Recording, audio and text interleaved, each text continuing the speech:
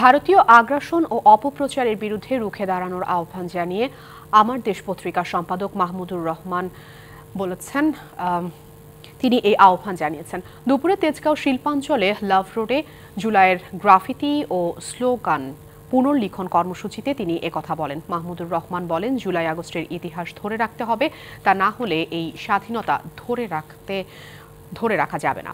বেশ কিছু ভারতীয় মিডিয়া বাংলাদেশের অভ্যন্তরীণ বিষয় নিয়ে অপপ্রচার চালাচ্ছে। দেশীয় গণমাধ্যমের উচিত এসব অপপ্রচারের বিরুদ্ধে দাঁড়ানো।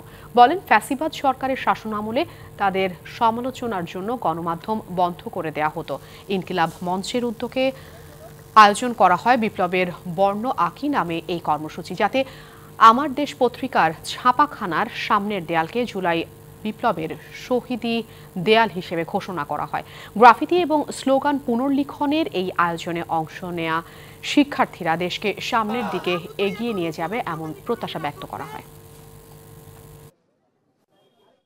আমাদের তরুণ ছাত্র জনতা তাদের বুকের রক্ত দিয়ে অসামান্য সাহসিকতার পরিচয় দিয়ে এই ফ্যাসিবাদকে নির্মূল করেছে বাংলাদেশ থেকে, এবং ভারতীয় হেজেমনির বিরুদ্ধে তারা যুদ্ধে জয়লাভ করেছে, প্রাথমিক যুদ্ধে জয়লাভ করেছে, কারণ ভারতীয় হেজেমনির বিরুদ্ধে যুদ্ধ চলমান আছে।